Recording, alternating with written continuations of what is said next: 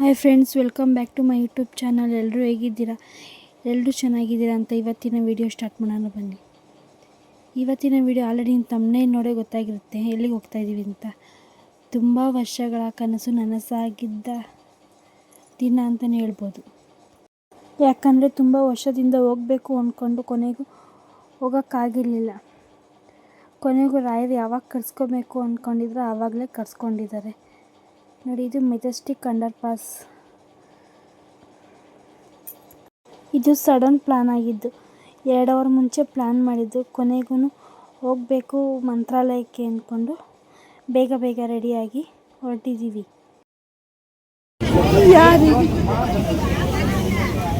ಬೇಡಪ್ಪ ಬೇಡ ಈ ಟ್ರೈನ್ ಸವಾಸ. ನೋಡೋದಲ್ವಾ ಸಡನ್ನಾಗಿ ಪ್ಲ್ಯಾನ್ ಮಾಡಿದ್ರೆ ಯಾವ ರೀತಿ ಆಗುತ್ತೆ ಅಂತ. ಟ್ರೈನ್ ಅಂತೂ ಕಾಲಿಡಕ್ಕೆ ಜಾಗ ಇಲ್ಲ, ಅಷ್ಟು ರಶ್ ಆಗ್ಬಿಟ್ಟಿತ್ತು. ಟ್ರೈನಲ್ಲಿ ಬುಕ್ ಮಾಡ್ಕೊಂಡು ಹೋಗೋಣ ಅಂತಲೇ ಬಂದು, ಆದರೆ ಸೀಟ್ ಖಾಲಿ ಇಲ್ಲ ಅಂತಂದರು. ಕೊನೆಗೆ ಬಸ್ಸಿಗೆ ಹೋಗಿ ಕೇಳೋಷ್ಟಕ್ಕೆ ಬಸ್ಗಳು ಇರಲಿಲ್ಲ. ಬಂದುಬಿಟ್ಟಿದ್ದೀವಿ. ರಾಯರ ಮೇಲೆ ಬಾರ್ ಹಾಕಿ ಹೋಗೋಣ ಅಂತ ಹೊರಟು. ಕೊನೆಗೆ ಮೆಜೆಸ್ಟಿಕ್ಕಿಂದ ಮಂತ್ರಾಲಯಗೆ 9 ಅವರ್ ಜರ್ನಿ. ಒಂದು 5 ನಿಮಿಷ ನಿದ್ದೆ ಮಾಡೋಕ್ಕಾಗಲಿಲ್ಲ. ಯಾಕಂದರೆ ಅಷ್ಟು ಜನ 5 ನಿಮಿಷ ಬಿಟ್ಟು ಜಗಳ ಆಡ್ತಾನೆ. ಕೊನೆಗೂ ಬೆಳಗ್ಗೆ 4:25ಕ್ಕೆ ಮಂತ್ರಾಲಯ ರೀಚ್ ಆದೋ. ನೈಟೆಲ್ಲ ಯಾರೂ ನಿದ್ದೆ ಮಾಡಿಲ್ಲ. ನಮಗೆ ಪರವಾಗಿಲ್ಲ, ನಮ್ಮ ಅತ್ತೆದಿರು ಕರ್ಕೊಂಡು ಹೊಂಟೋಗಿದ್ವಾ, ಅವ್ರದ್ದೇ ಒಂದು ಚಿಂತೆ ಆಗಿತ್ತು ನಮಗೆ. ಕೊನೆಗೂ ರಾಯರು ಯಾವ ರೀತಿ ಕರ್ಸ್ಕೊಬೇಕು ಅಂದ್ಕೊಂಡಿದ್ರೋ ಅದೇ ರೀತಿ ಬಂದು. ಈ ವಿಡಿಯೋ ಒಂಥರ ಮೆಮೊರಿ ಆಗಿರುತ್ತೆ ನನಗೆ. ಯಾಕಂದರೆ ತುಂಬ ವರ್ಷದಿಂದ ಕನಸಿತ್ತು ನನಗೆ ಮಂತ್ರಾಲಯ ಹೋಗಬೇಕು ಅಂತ.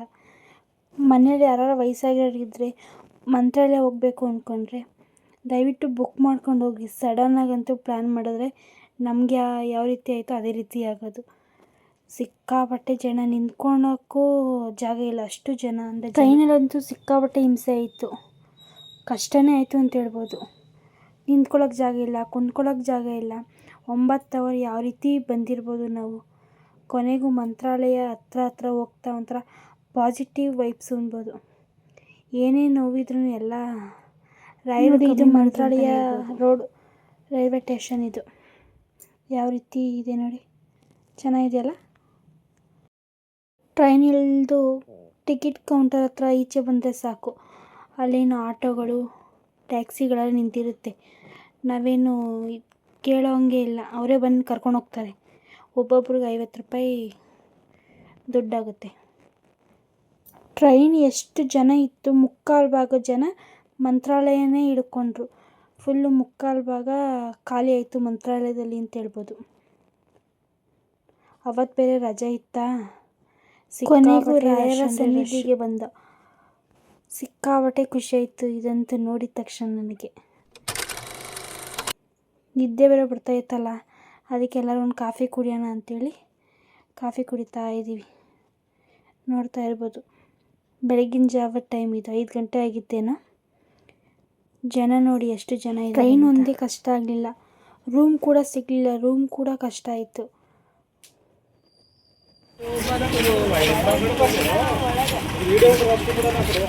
ಕೊನೆಗೂ ರೂಮು ಸಿಗಲಿಲ್ಲ. ಪರವಾಗಿಲ್ಲ, ನದಿ ಹತ್ರ ಹೋಗಿ ಸ್ನಾನ ಮಾಡೋಣ ಅಂತ ಹೋಗ್ತಾ ಇದ್ದೆ. ಅಷ್ಟೊತ್ತಿಗೆ ಒಂದು ಅಜ್ಜಿ ಬಂದು, ಬಿಸಿನೀರಿದೆ, ರೂಮ್ ಕೊಡ್ತೀವಿ, ಸ್ನಾನ ಮಾಡ್ತೀರಾ ಅಂತ ಕೇಳಿದ್ರು.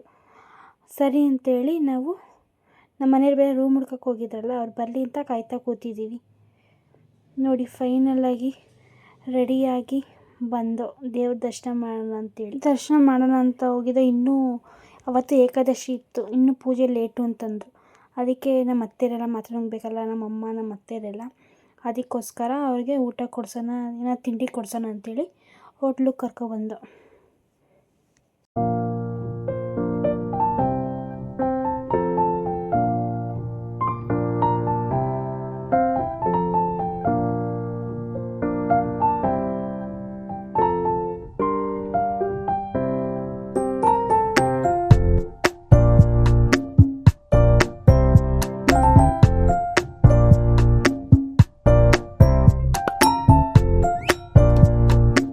ತಿಂಡಿ ತಿಂದ್ಕೊಂಡು ದರ್ಶನಕ್ಕೆ ಅಂತ ಹೊರಟು.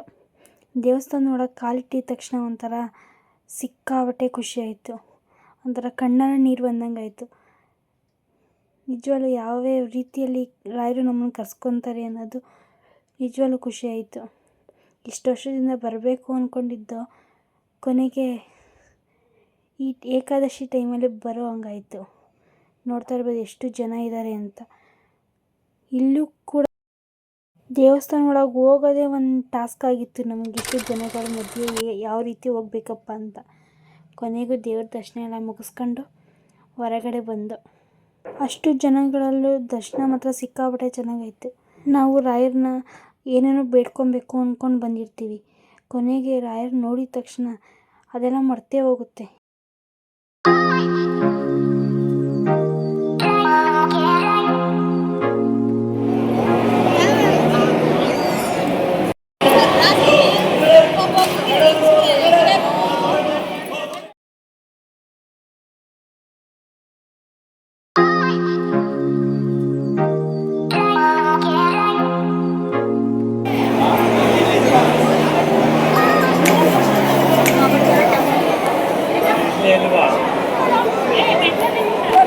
ಗೊತ್ತು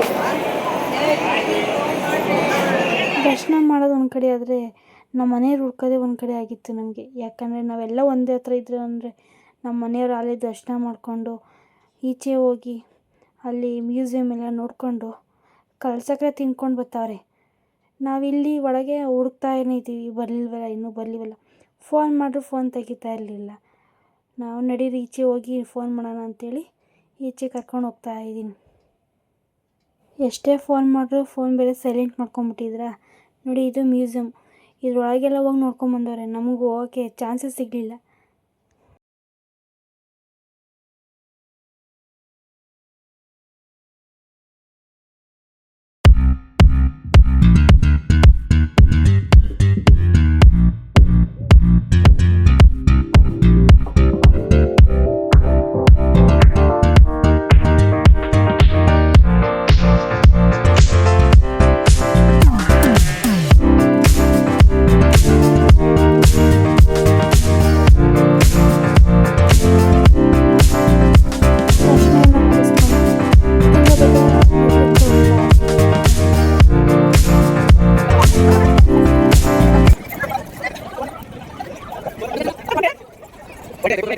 ಜನಗಳು ಎಲ್ಲಿ ಬಂದರೂ ಗಲೀಜು ಮಾಡ್ತದೆ ಅನ್ನೋ ಪ್ರೂವ್ ಮಾಡಿಬಿಡ್ತಾರೆ.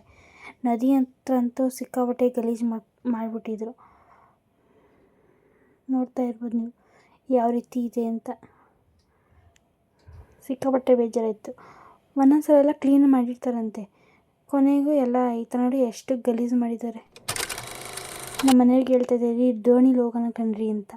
ಅವರು ಬೇಡವಾ ಅಂತಿದ್ರು. ಇಲ್ಲ ಹೋಗೋಣ ಅಂತೇಳಿ ಕೊನೆಗೂ ಅವ್ರನ್ನ ಒಪ್ಪಿಸ್ಬಿಟ್ಟು ದೋಣಿಲಿ ಹೊರಟವು. ನೋಡಿ ಅಲ್ಲಿ ಗಂಟೆ ಕರ್ಕೊಂಡು ಹೋಗ್ತಾರೆ.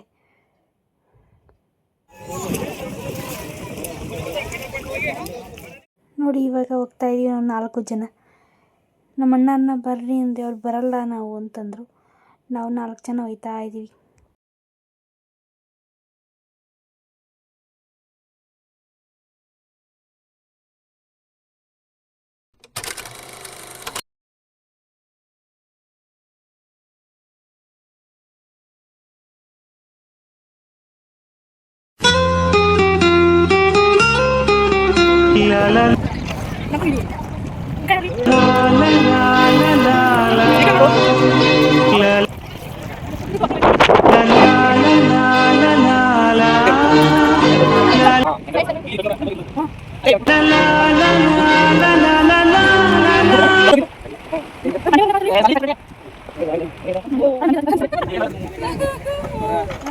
ಸೂಪರ್ಗುಂಡ ಆಂಜನೇಯ ಬೇಡ ಬೇಡ ಎಲ್ಲಿ ನಿಂತ್ಕೊಂಡ್ಯಾ? ಎಲ್ಲಿ ನಿಂತ್ಕೊಂಡ್ಬೇಡ ಸುಮ್ಮನೆ.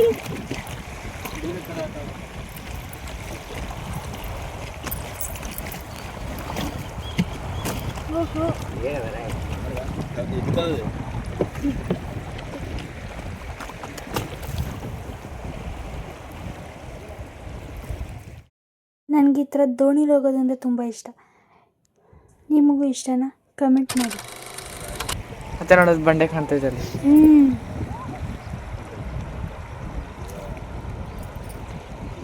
ದೋಣಿ ತಿರುಗ್ತು. ಈಗ ನೋಡ್ತಿದ್ದೆ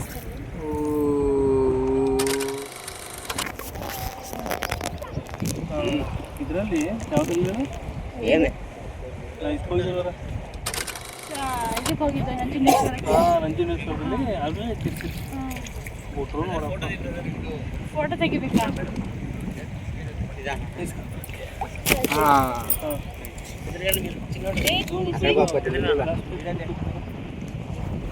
ಪಕ್ಕದ ದೋಣಿಲಿ ಬಂದಿದ್ದವ್ರು ನಮ್ಗೆ ಒಂದು ಸ್ವಲ್ಪ ಫೋಟೋ ತಕ್ಕೊಡಿ ವಿಡಿಯೋ ತಕ್ಕೊಡಿ ಅಂದರು. ಅದಕ್ಕೇ ಫೋಟೋ ವೀಡಿಯೋ ಮಾಡ್ಕೊಡ್ತಾ ಇದ್ದೀನಿ. ನಿಮ್ಮದು ಫೋನ್ ಕೊಡಿ, ಫೋಟೋ ತೆಕ್ಕೊಡ್ತೀವಿ ವಿಡಿಯೋ ತೆಕ್ಕೊಡ್ತೀವಿ ಅಂದರು. ಆಲ್ರೆಡಿ ನಮ್ಮ ಅಣ್ಣ ವೀಡಿಯೋ ಮಾಡ್ತಾಯಿದ್ರು, ಅದಕ್ಕೋಸ್ಕರ ಪರವಾಗಿಲ್ಲ ಅಲ್ಲಿ ವೀಡಿಯೋ ಮಾಡ್ತಾವ್ರೆ ಅಂಥೇಳಿ ಅವ್ರಿಗೆ ಫೋಟೋ ವೀಡಿಯೋ ತಕ್ಕೊಡ್ತಾಯಿದ್ದೀನಿ ನೋಡಿ. ಒಂದು ಸಲ ನಂಜನಗೂಡಿಗೆ ಹೋದಾಗ ಈ ಥರ ದೋಣಿಲಿ ಹೋಗಿದ್ದು, ಅದನ್ನೇ ಇವು ಎನ್ಸ್ಕೊಂತವ್ರು ನಮ್ಮ ಮನೆಯವರು. ಎಲ್ಲೋ ಒಂದು ಸಲ ಹೋಗಿದ್ವಲ್ಲ ದೋಣಿಲಿ ಅಂತ, ನಂಜನಗೂಡಿಗೆ ಹೋದಾಗ ಹೋಗಿದ್ದ ದೋಣಿಲಿ ಹೋಗಿದ್ದ ಎಕ್ಸ್ಪೀರಿಯನ್ಸ್ ಶೇರ್ ಮಾಡ್ಕೊತಾ ಇದ್ದೀನಿ ಮತ್ತೆ ಜೊತೆ. ನಾನು ಇದೆಂದ್ರೆ ಕಲ್ಬಿಟ್ಟಾವೆ ಅದು ವಯ್ಯ ತಿರ್ಗಿಸ್ತಾವೆ. ಅದೇ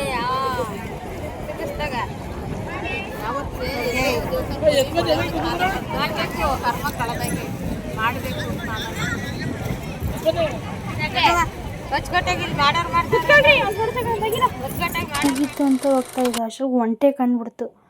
ಒಂಟೆ ಮೇಲೆ ಕೂತ್ಕೊತೀವಿ ಅಂತೇಳಿ ನೋಡಿ ಇವರಿಬ್ಬರು ಒಂಟೆ ಮೇಲೆ ಕೂತ್ಕೊತಾವ್ರೆ.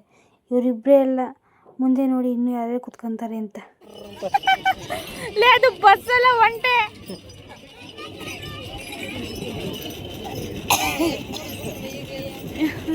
ಇರಿ ಇದು ಎಂಥದ್ದು ಅಂತಾರಲ್ಲ, ಅಯ್ಯೋ ಇದಕ್ಕೆ ಅವರು ಈಗಲೇ ನಾವು ಕುತ್ಕೊಂಬಲ್ಲ 5 ರೌಂಡು.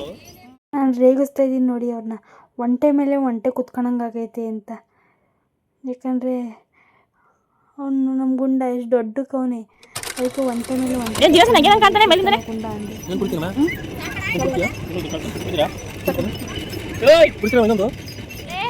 ಒಂಟೆನೇ ಒಂಟೆ ಮೇಲೆ ಕುತ್ಕೋಬೇಕಾರೆ ನಾನು ಕುತ್ಕೊಂಡ್ರೆ ಅಂತ ಒಂಟೆ ಐತಿದೆ, ನೀನೇ ಒಂಟೆ ನೋಡಿ. ಇವಾಗ ನಮ್ಮ ಮನೆಯವ್ರು ಕುತ್ಕೊತಾವ್ರು ಒಂಟೆ ಮೇಲೆ. ಅವ್ರಿಗೊಂಥರ ಕ್ರೇಜು, ಕುದುರೆ ಮೇಲೆ ಕೂತ್ಕೊಳ್ಳೋದು, ಒಂಟೆ ಮೇಲೆ ಕೂತ್ಕೊಳ್ಳೋದು. ಕುದುರೆ ಮೇಲೆ ಒಂದ್ಸಲ ಕೂತ್ಕೊಂಡಿದ್ರು, ಅದನ್ನು ಫೋಟೋ ಹಾಕ್ತೀನಿ ನೋಡಿ.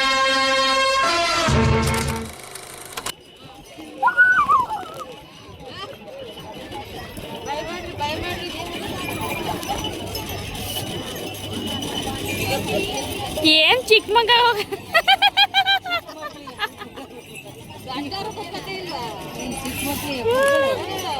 ಅದೇ ಆನೆ ಮೇಲೆ ಅಂಬಾರಿ ಕಂಡೆ ಒಂಟೆಯ ಮೇಲೆ ಕೃಷ್ಣ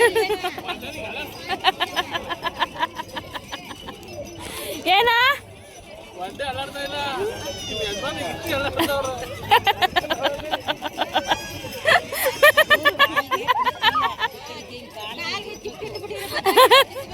ಅಲ್ಲ ರುಬ್ಬಗುಂಡು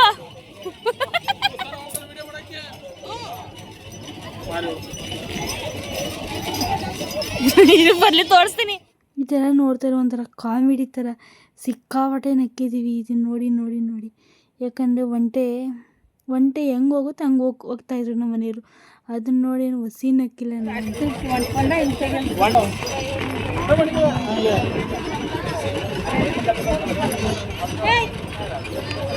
ಹತ್ತದೇನ ಹತ್ಬಿಟ್ಟಿದ್ಯಾ, ಇಳಿಯೋದಂಗೆ ಇಳಿ ಈಗ. ಅಲ್ಲ ಹತ್ತದೇನ ಹತ್ತು ಬಿಟ್ಟಿದ್ಯಾ. ಮಂತಾಳಿಗೆ ಬಂದಮೇಲೆ ಇದನ್ನು ಏನಂತಾರೆ ಗೊತ್ತಿಲ್ಲ, ಇದನ್ನು ಹಾಕಿಸ್ಕೊಳ್ಳಿಲ್ಲ ಅಂದರೆ ಪೂರ್ಣ ಆಗಲ್ಲ. ಕೊನೆಗೂ ಎಲ್ಲರೂ ರೈಟ್ ಫೋಟೋ ಹಾಕ್ಕೊಂಡು ಅವ್ರಿಗೆ ಏನೇನು ಇಷ್ಟ ಆಗುತ್ತೆ ಅದನ್ನೆಲ್ಲ ಹಾಕಿಸ್ಕೊಂಡ್ರು. ಥರ ಗೋರಂಟಿ ಥರ ಇದು, ಯಾವ ಡಿಸೈನ್ ಬೇಕೆಲ್ಲ ಹಾಕ್ಕೊಡ್ತಾರೆ. ಒಂದೊಂದಕ್ಕೆ 10 ರೂಪಾಯಿ ಒಂದೊಂದು ಡಿಸೈನ್ಗೆ ನೋಡಿ. ಇವಾಗ ಎಲ್ಲರೂ ಹಾಕಿಸ್ಕೊತಾರೆ. ಫಸ್ಟು ನಮ್ಮ ಮನೆಯವರು ರಾಯರ್ ಫೋಟೋ ಹಾಕಿಸ್ಕೊಂಡ್ರು.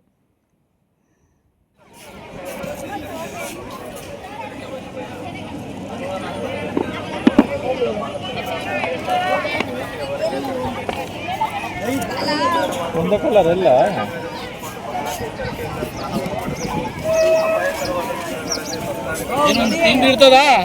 ಒಂದು ತಿಂಗಳು ಇರ್ತದಾ? ಅಷ್ಟೇನಾ?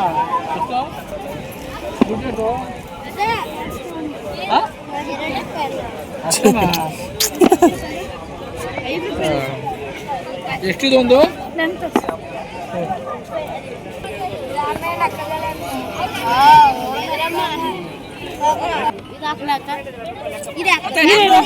ಓಮು ತ್ರಿಶೂಲ ಥರ ಹಾಕಿ ನಾವೆಲ್ಲ ರಾಯರ್ ಫೋಟೋ ಹಾಕಿಸ್ಕೊಂತಿದ್ರೆ ನಮ್ಮ ದಿನೇಶ ನೋಡಿ ಹನುಮಂತನ ಫೋಟೋ ಹಾಕಿಸ್ಕೊಂತ ನಮ್ಮ ಅಣ್ಣನೂ ರಾಯರ್ ಫೋಟೋ ಹಾಕಿಸ್ಕೊಂಡ್ರು. 5 ದಿನ ಇರುತ್ತೆ ಅಂದರು. ಈ ಬಿಸಿಲಿಗೆ ಬಸ್ 10 ಗಂಟೆನೂ ಇರಲಿಲ್ಲ, ಎಲ್ಲ ಫುಲ್ಲು ಬಟ್ಟೆಗೆಲ್ಲ ಆಗ್ಬಿಟ್ಟಿತ್ತು. ನಂದೊಂದು 3-4 ದಿನ ಇತ್ತು. ದರ್ಶನ ಎಲ್ಲ ಮುಗಿಸ್ಕೊಂಡು ಕೊನೆಗೆ ಹೊರಗಡೆ ಬಂದು ಇವಾಗ ನೋಡಿ ನಮ್ಮತ್ತೆ ಬಟ್ಟೆ ಚೇಂಜ್ ಮಾಡ್ಕೊಂಬರೋಗು ರೂಮ್ ಹತ್ರ ಹೋಗಿ ಅಂತಂದರು. ನಾವಿಲ್ಲೇ ಇರ್ತೀವಿ, ನೀವು ಹೋಗ್ಬಿಟ್ಟು ಬರ್ರಿ ಅಂದರು. ಅವರೆಲ್ಲ ಇಲ್ಲೇ ಕೂತಿದ್ರು, ನಮ್ಮ ಅತ್ತೆದಿರು, ನಮ್ಮಮ್ಮ 3 ಜನ, ನಾನು, ನಮ್ಮ ಮನೆಯವರು, ನಮ್ಮ ಅಣ್ಣಂದಿರು ಎಲ್ಲ ಹೋಗಿ ಬ್ಯಾಗ್ ತೊಗೊಂಡು ಬಟ್ಟೆ ಚೇಂಜ್ ಮಾಡಿಕೊಂಡು ಟ್ರೈನಲ್ಲಿ ಹೋಗೋಣ ಬಸ್ಸಲ್ಲಿ ಹೋಗೋಣ ಅಂತ ಯೋಚನೆ ಮಾಡ್ತಿದ್ದು. ಟ್ರೈನ್ ಯಾವುದೂ ಇವಾಗ ಇರಲಿಲ್ಲ, ನೈಟೇ ಇದ್ದಿದ್ದು. ಅದಕ್ಕೆ ಬಸ್ಸಲ್ಲೇ ಹೋಗೋಣ ಅಂಥೇಳಿ ಅಲ್ಲಿಂದ ರಾಯಚೂರು ಬಸ್ ಹತ್ತದ. ನೋಡ್ತಾ ಇರ್ಬೋದು ಎಷ್ಟು ಬಿಸಿಲು ಅಂದರೆ ಒಂದು ಸ್ವಲ್ಪನೂ ಮಳೆ ಇಲ್ಲ. ವಾತಾವರಣ ಮಾತ್ರ ಎಷ್ಟೇ ಬಿಸಿಲಿದ್ರು ಆ ಗ್ರೀನರಿ ನೋಡಿ ಎಷ್ಟು ಸಕ್ಕತ್ತಾಗಿದೆ ಅಲ್ಲ.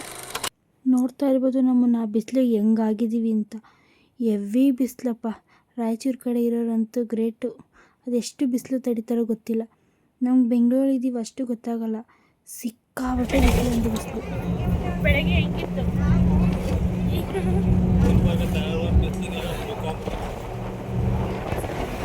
ಇದ್ದೇ ಇಲ್ಲ ಕಣ್ಣು. ಸಡನ್ನಾಗಿ ಗೊತ್ತಾಯಿತು ಯಾಕಾದ್ರೂ ಬಸ್ಸಲ್ಲಿ ಬಂದು ಅಂತ. ಯಾಕಂದರೆ 9 ಅವರು ಜರ್ನಿ ಟ್ರೈನಲ್ಲಾದರೆ 14 ಅವರ್ ಜರ್ನಿ ಬಸ್ಸಲ್ಲಾಯಿತು. ಯಾಕಂದರೆ ಡ್ರೈವರ್ ಹೊಸಬ್ರಂತೆ.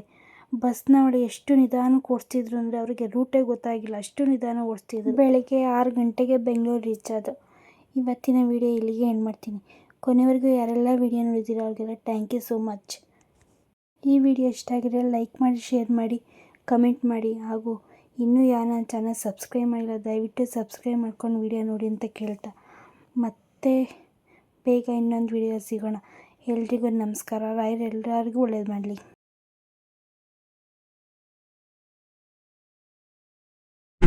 ನಿನ್ನೆ ನಾಳೆ ಚಿಂತೆಗಳ ಮರೆತು ಹಾಯಾಗಿರಬೇಕು. ಆಕಾಶದ ಇಲ್ಲಿ